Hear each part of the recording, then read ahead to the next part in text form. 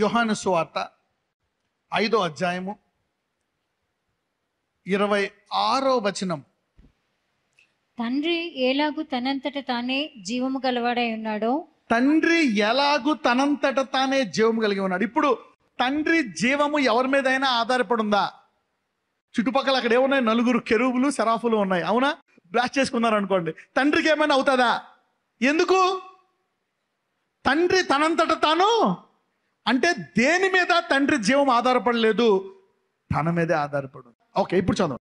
తండ్రి ఎలాగు తనంతట తానే జీవము గలవాడై ఉన్నాడో, అలాగే కుమారుడును తనంతట తానే జీవము గలవాడై ఉంటకు కుమారునికి అధికారం అనుగ్రహించాడు. ఇప్పుడు ఈ తండ్రికి ఉండే అధికారము ఎవరికి ఇచ్చాడు?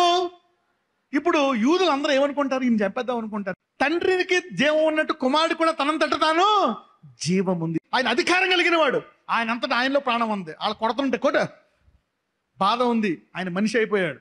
ఆ దెబ్బలు తగులుతున్నాయి. ఆయన కావాలని తన ప్రాణం పెట్టాడు. ఎంతమందికి అర్థమైంది? యా, అధికారం లేక పెట్టాడా? అధికారంతో పెట్టాడా?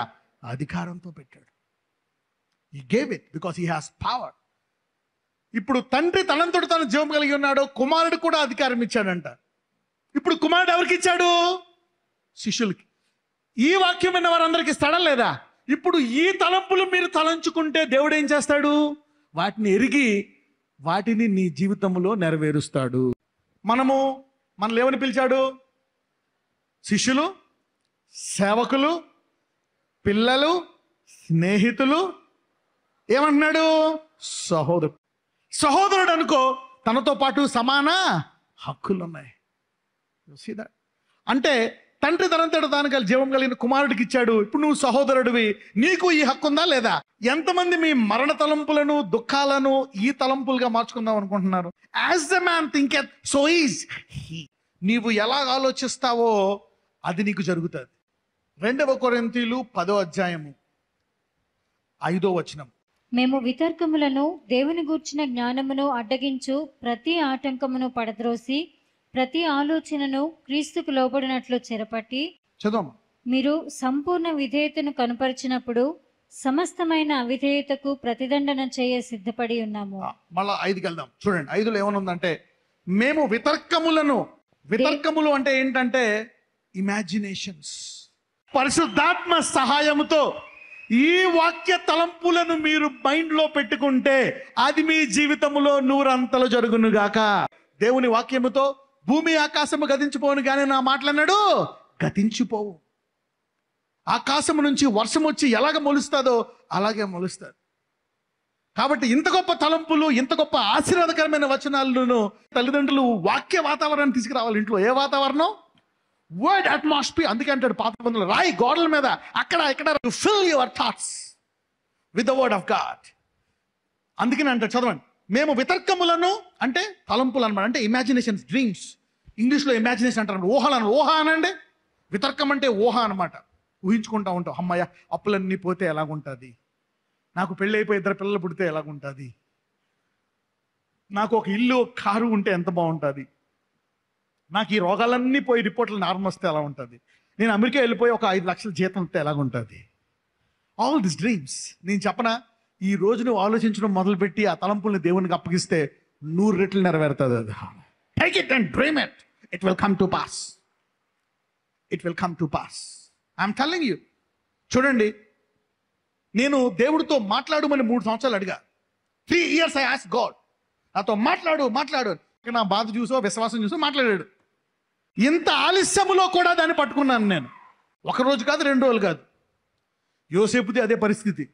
13 ఏళ్ళు దెబ్బ మీద దెబ్బ, నింద మీద నింద. లాస్ట్కి నెరవేరిపోతానుకుంటే జైల్లోకి వెళ్ళిపోయాడు, డీప్ జైల్లో పెద్ద నిందబడి. అయినా అదే తలంపులు. దేవుడు జ్ఞాపకం చేశాడు చెరసాల్లో. వాళ్ళిద్దరు కళ్ళలో నెరవేర్చాడు. ఇదిగో రేపొద్దున వృద్ధి చేస్తారు, రేపొద్దున రాజుగా నేను హెచ్చిస్తారని. అంటే అర్థం ఏంటి? బిడ్డ, ఈ కళ నెరవేర్తానంటే నీ కళ కూడా నెరవేరుస్తాను అని. నీకు అప్పుడు కళ ఇచ్చాను కదా. తలం ఎప్పుడైతే నీ ప్రస్తుత కష్టాలు కాకుండా ఆ తలంపులతో నిండి ఉంటావో నిన్ను ఎవరూ ఆపలేరు. చాలామంది మీ గురికి 24 గంటల దగ్గరలో ఉన్నారు. కొంతమంది నెల, కొంతమంది 6 నెలలు. కానీ ఆ గురిలోకి నీవు తప్పకుండా ప్రవేశిస్తావు. అందుకే ఒక తలంపు, ఒక వితర్కము. చూడండి, ఒక వితర్కము చూడండి, మేము వితర్కములను దేవుని గురించిన జ్ఞానమును అడ్డగించు ప్రతి ఆటంకమును పడత్రోసి ప్రతి ఆలోచనను క్రీస్తుకు లోబడినట్లు చెరపట్టాలంట. నేను ఇలా కాదు, నా తల్లిదండ్రులు పోయారేమో, నేను జీవితాంతం ఈ దరిద్రంలో ఉండను, నేను జీవితాంతం ఈ రోగాల్లో ఉండను, నేను జీవితాంతం ఈ పాప బంధకాల్లో ఉండను, నేను జీవితాంతం ఈ దరిద్రంలో ఉండను. ఈ వాగ్దానం నెరవేరుతాడు దేవుడు. ఒకవేళ నేను నీతో దేవుడు మాట్లాడలేదా, ఒక వాగ్దానం తీసుకో, బైబిల్లో నీకు కావాల్సింది. యేసయ్య ఏమంటాడు, బైబిల్లో ఎన్ని వాగ్దానాలు ఉన్నాయి అవన్నిటిలో ఏమంటాడు ఆయన? పక్కన వాళ్ళు చెప్పు, నువ్వు ఒకటి పట్టుకుంటే దేవుడు ఆమెన్ అంటాడు. నేను ఆ దేవుడి తలంపులే కాకుండా చాలా మటుకు బైబిల్లో పట్టుకున్నాను. నేను టుక్ ఫ్రమ్ ద బైబిల్. ఎంతమంది ఎంతో కాలము నుంచి, ఎంతమంది కనీసము 5 ఏళ్ళ నుంచో వాగ్దానం పట్టుకున్నారు, చేతులు పైకెత్తండి, నెరవేరన్నది. ఓకే, దించేయండి. ఎవరైనా 10 ఏళ్ళ నుంచి పట్టుకున్నారా ఒక వాగ్దానాన్ని చూద్దాం. ఒక వాగ్దానం అనండి, ఆయన దెబ్బల వలన మనకేం కలుగుతుందంట? స్వస్థత. అంత్య దినాల్లోనంట, ఈ కడవరి కాలంలోనంట, ఎవరైతే వాగ్దానం పట్టుకుంటారో వారి జీవితాల్లో దేవుడు త్వరగా నెరవేరుస్తాడు. ఈ డస్ ఇట్ వెరీ ఫాస్ట్. అందరిలాగా ఆలస్యం చేయడు. అందుకనే ఒక్కొక్కసారి ఈ తలంపు కోసమే నువ్వు జీవించాలి. అందుకే అంటాడు, hold on to this words.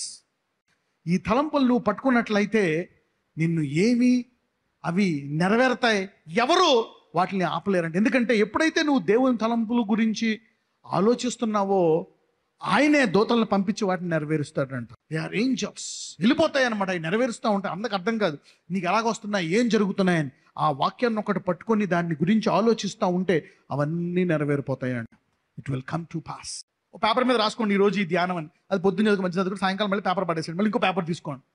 అలా every day take a scripture. God is telling thus to you. అందుకని ఏమంటాడు, ఒక వాక్యం చదువు. ఈ వాక్యం అంట ఫ్రెష్గా నీ తలంపులు మార్చేస్తుందంట. ఒకసారి వాగ్దానం పట్టుకున్నవా, కరెంటు పట్టుకోకుండా ఆపాలి. కరెంటు పట్టుకుంటే కరెంట్ వెళ్ళకుండా ఉండదు నీలోకి. ఎంతమంది ఇప్పుడు అబ్రహాం ఆశీర్వాదం ఎవరైనా కోరుకుంటారు నీ జీవితంలో? This is how God can bless you. Thank you Jesus. నజరేయుడైన యేసయ్యా, ఈ ఆపరేషన్ క్యాన్సిల్ అయిపోవాలా. పుట్టుక నుంచి నాకుండే ఈ రోగం బయటకు వచ్చేయాలా. Even from birth I should be healed, O Lord. Even from birth whatever your problem is, నీవు ఏ స్థితిలో ఎంతకాలం నుంచి ఉన్నా, అందరూ అనండి, నిశ్చయముగా ఆయన మన రోగములను భరించాడు. అది నేను ఆలోచించుకొని చుండగా, నేను ప్రార్థించుచుండగా దేవుడు దాన్ని నెరవేరుస్తాడు. Let it come to pass. నజరేయుడైన యేసు నామమున ప్రార్థిస్తున్నాము తండ్రి, ఆమేన్.